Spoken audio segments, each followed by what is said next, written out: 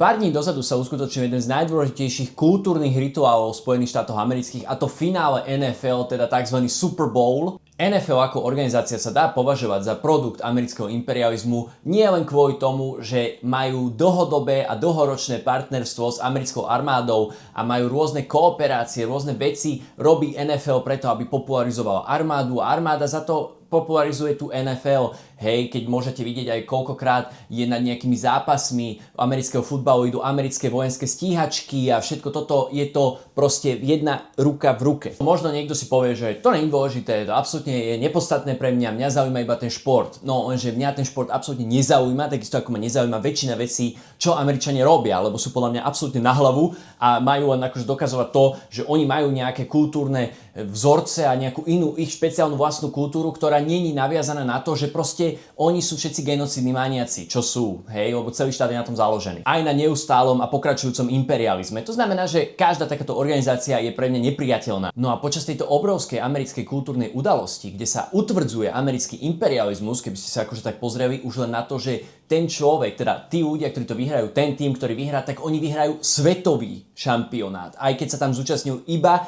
týmy zo Spojených štátov amerických. To je akože napríklad jeden ten faktor toho, že už sa to povyšuje na nejakú medzinárodnú, hej, trofej, na medzinárodné uznanie, aj keď v tej súťaži nemôže nikto iný participovať, iba týmy zo Spojených štátov amerických. To je ako keby som urobil majstrovstvá sveta v jedení brinzových halušiek, ale boli by tam iba občania Slovenska. No tak to asi nemôže byť svetový šampionát, že áno, ale však to je taká malichernosť, len aby sme to akože trošku viacej ilustrovali, tie podprahové motívy. No a počas tejto kultúrnej udalosti sa vždy deje proste ďalšia kultúrna udalosť, a to je vystúpenie nejakého špeciálneho interpreta, ktorý tam má nejakých 15-20 minútové vystúpenie, väčšinou extrémne nachoreografované, proste blbosti, hej. A tento rok to bol interpret Bad Bunny. Mňa osobne vôbec nezaujíma to vystúpenie ako také, mňa hudba momentálne absolútne mi príde druhorada v tomto celom, hej, no tak proste zaspieval, spieva pekne, hej, aj tie jeho pesničky sú niektoré dobré, je to fajn, to ma absolútne nezaujíma. Ani ma nezaujímajú žiadne akože veci, na ktorom si idú americké médiá a samozrejme aj tie odvodené od nich, teda akože napríklad tie slovenské, ktoré proste rozoberajú rôzne proste stajné easter eggy a aká celebrita sa pohla tam v tomto a ježiš, toto je referenc na takúto americkú udalosť. Mňa vôbec nezaujíma americké historické udalosti, lebo proste ja ten štát neuznávam ako taký. Mne to proste príde ako zoskupenie ľudí, ktorí ukradli pôdu, masakrovali všetkých, čo tam žili predtým a teraz sa majú tváriť, že oni sú nejaký akože vrchol a etalón slobody a demokracie. No proste mi to príde na hlavu. Už len to, že človek ako Bad Bunny by sa tohto zúčastnil po tom, čo on je z Portorika a čo Spojené štáty americké podrobili Portoriko za tie roky a ako sa k tomu stále správajú k tej svojej enkláve. Príde mi extrémne bizarné, že človek, ktorý pochádza z takéhoto pozadia a mal by byť akože ešte aj robí hudbu, ktorá si že vraj uvedomuje tieto veci, hej, ten americký imperializmus a kolonializmus a ako aj oni zničili ten jeho domov, teda to Portoriko, sa účastniť na takomto niečom mi príde akože absolútne už samo o sebe oxymoron. Ja si neviem predstaviť, že pre mňa by boli tak dôležité moje osobné ego alebo peniaze, aby som sa zúčastnil na niečom, čo že vraj som proti tomu, hej, a ešte k tomu, keď dáme ten pridaný kontext, že ľudí, ako je napríklad Bad Bunny, teraz Spojené štáty americké, hej, v tej svojej vlne fašizácie, strieľajú, deportujú a robia im hocičo, čo na uliciach chcú, bez toho, aby tá antiimigračná polícia, ten ICE, politická polícia, robí si politické zadanie, musíme týchto ľudí dať preč za každú cenu, kľudne ich strieľajte, je mi to jedno, potom ich dáme tam niekde pri Texase do tých akože táborov, čo sú v podstate reálne, sú to koncentráky. Toto ale pre Američanov samozrejme nie je novinka dávať ľudí do koncentrákov, mohli sme to vidieť aj v prípade japonskej menšiny. Mi príde extrémne bizarné, že by sa človek akože z tohto pozadia na tom podujal, akože z akého dôvodu, lebo musíme to pochopiť tak, že ako náhle je to jedna z najväčších mainstreamových akcií v Spojených štátoch amerických, nesie so sebou obrovskú kultúrnu moc a silu. To, že ty sa pridáš k ním a potom s nimi akože predstavuješ tú úžasnú víziu, ako by to mohlo vyzerať, keby sa všetci len proste majú radi, hej, a majme radi našich latinskoamerických spoluobčanov a bla bla bla bla bla a máme sa vlastne všetci radi a my všetci sme Amerika. Zatiaľ čo ľudí ako ty, americký government a establishment non-stop naháňa na uliciach ako psov, strieľa ich, mláti ich, bez žiadnych dôkazov obmedzuje na osobnej slobode a ty príjmeš ponuku od inštitúcie, ktorá je previazaná so Spojenými štátmi americkými cez ich armádu, to znamená cez vykonávateľa imperializmu Spojených štátov amerických, Mne proste príde na hlavu a nemám akože preto žiadne pochopenie. A vôbec mňa ako človeka nezaujíma, že on tam ukázal nejakú kultúru Portorika. Je to absolútne jedno. Aby ste si to lepšie vedeli predstaviť, to budeme ilustrovať na príklade, že zoberte si, ako keď v Nemecku medzi rokmi 33 až 39 sa organizovali tie letné olympijské hry. A samozrejme nemecký režim z toho urobil neuveriteľnú propagandu, hej, aké to tam je, aké vlastne sa v podstate sa nič nedeje, čo vlastne môžeme vidieť aj tu pri tomto prípade. A toto mi príde rovnako nechutné a zvrátené od toho človeka, ako keby tí Nemci zobrali nejakého židovského speváka a dajú ho tam spievať, nejaké akože ešte ukážu aj že židovskú kultúru, aby vyzerali, že v podstate pozrite. Tento, čo je bohatý a nami vyvolený, aby to robil, tak pozrite, takže toto takto, že my dávame priestor týmto menšinám, tak to dávame v podstate všetkým a malo by sa to komunikovať, že proste pozrite sa na nás, my nie sme až takí zlí, hej, však dávame mu možnosť tu spievať. Pozerajte, on tu spieva. A aký je pritom krásny, peknučký a máme tu aj kultúru nejakú latinskoamerickú. No nie je to úžasné? Zatiaľ, čo tá vláda vlastne poluje na ľudí, ktorých on má reprezentovať. Presne také isté by to bolo, keby ten židovský spevák proste na tých letných olympijských hrách by tam zaspieval a bol by taký, že na konci všetci sme Nemecko a začal by menovať, že Rakúsko, Švajčiarsko a išiel by takto ďalej. A tým sa dostávam k tomu osliemu mostíku, prečo toto video vôbec robím, lebo mňa by to akože vôbec to ani nezaujímalo, keby som nevidel strašne veľa ľudí, ktorých si myslím, že vedia, čo sa deje, teda aspoň som si myslela, že majú nejakú inú perspektívu na veci, tak strašne veľa z nich pada do tej pasce, že pozrite, Bad Bunny úplne ukázal prostredník Trumpovi a ukázal, že my všetci sme Amerika a to je super. Prosím pekne, keďže to robí NFL a je to hlavne preto, aby to akože propagovalo americký štýl života, americkú kultúru, nie len von, ale aj dovnútra, tak je to extrémne cenzurované, hej, čo tam môžeš robiť. To znamená, že keď sme videli túto dramaturgiu, nikomu neubližuje zo Spojených štátov amerických a už vôbec nie moci, že tam na konci povedal, že my všetci sme Amerika a potom tam listoval tie krajiny. A ja vám aj vysvetlím prečo. Vy ako keby ste zabudli, hej, že aké majú Spojené štáty dlhodobú pozíciu. Nielen to, že sú to imperialistická koloniálna krajina, ktorá urobila toľko škody a zla v celej strednej a južnej Amerike, že vôbec tento sentiment, že my všetci sme Amerika, keď to vychádza proste z imperiálneho centra, tak vy si čo myslíte? Ako to asi komunikuje medzi bežných Američanov? Hlavne po tom, čo sa Spojené štáty americké zase priklonili k tej Monroevej doktríne. To znamená, že oni budú hlavný mocenský hráč na tejto strane zemegule. Čo asi môže znamenať, keď s americkou vlajkou niekto vybehne prvý a táto celé vedie, hej, lebo však to je symbolizmus, nie? Vy ste všetci z toho takí vyúkaní a potom si toto nevšimnete, hej, že proste celé je to zaštítené americkou vlajkou, ktorá ide prvá a Boh prvý žehná Spojeným štátom americkým.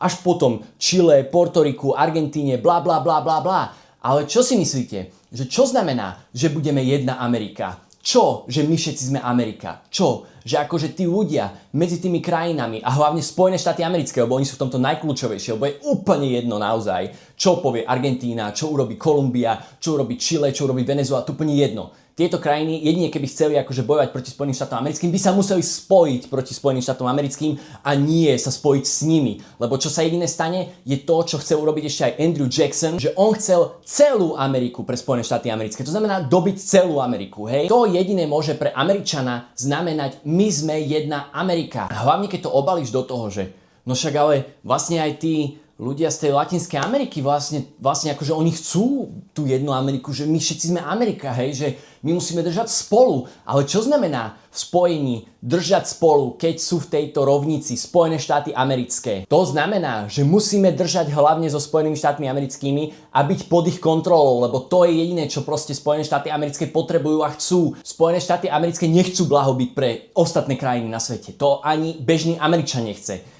Američan chce, aby on sa mal dobre. To je všetko, čo on potrebuje. Preto môžeme vidieť, že aj to, čo sa deje s Jeffrey Epsteinom a všetky tie akože e-maily a tak čo sa v Amerike deje? Nič, lebo oni to majú na saláme. Im to ich životný štandard neznižuje, takže není dôvod proti tomu protestovať, není dôvod proste urobiť nejakú veľký nátlak na tú vládu. Na čo? Čo? Však nás sa to už vlastne netýka, je to staré a hlavne Čo koho to zaujíma, hlavne, že ja sa mám stále dobre a budem sa mať dobre. A budem sa mať ešte lepšie, keď Spojené štáty ešte viac budú napríklad vyciciavať latinskoamerické štáty, ešte viac ako to robia teraz. Heslo Všetci spolu sme Amerika, alebo ako to tam je jediné, komu môže pomôcť, sú Spojené štáty americké. A preto aj to bolo odvysielané. Vy si čo myslíte, že keby toto išlo proti status quo, lebo nejde, lebo podľa toho, ako sa tá myšlienka dá rozvíjať, tak sa dá rozvíjať aj koloniálne. To znamená, ja, Američan, biely, my všetci sme Amerika, to znamená, že my musíme ísť teraz všetkým týmto krajinám. A ešte by som aj povedal, že si tí ľudia reálne myslia, že tam sú proste nejakí ľudia druhej, tretej kategórie, hej, proste žobráci, semráci, ktorí vlastne len čakajú, dokým my, bieli, osvietení ľudia, im tam proste prídeme dať kultúru a veci a musíme im tam proste hlavne ekonomicky z nich ťažiť.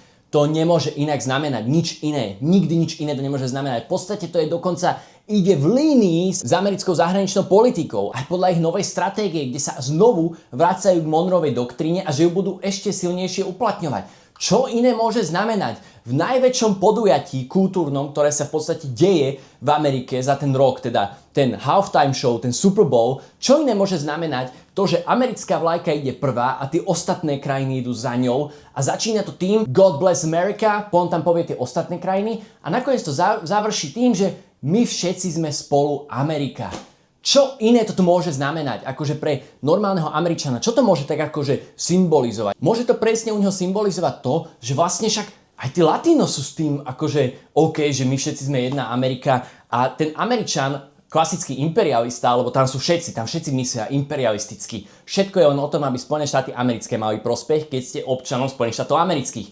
Ako inak on môže pochopiť to, že my sme jedna Amerika? No on nemôže to pochopiť tak, že my si tu teraz urobíme nejakú kvázi Európsku úniu, hej, že tam budú akože tie štáty v jednej nejakej únii, nejakej federácii a nebodaj si budú pomáhať. To nikdy v živote tak nemôže byť, lebo sú to Spojené štáty americké. Už len z povahy veci je to blbosť. Chcem, aby ste si uvedomili tento aspekt toho, hej, bez toho, aby ste sa hneď len naprvu, lebo mám pocit, že vám väčšina máte nejaké politické nejaké akože myslenie, niečo nejak politicky vnímate, niečo si aj myslíte, že za niečo stojíte a potom príde nejaká takáto udalosť, hej, z imperiálneho centra zo Spojených štátov amerických, z najhoršej krajiny na svete a ešte tú udalosť organizuje aj organizácia, ktorá je silno prepojená s nástrojom amerického imperializmu, to znamená s americkou armádou. A vy všetci sa na to pozeráte potom, že a on to tým Američanom a hlavne americkému governmentu a Trumpovi strašne natrel, lebo rozprával po španielsky, tam spieval, aj tam ukázal nejaké akože easter eggy, hej, tak po americké easter eggy, ktoré sú na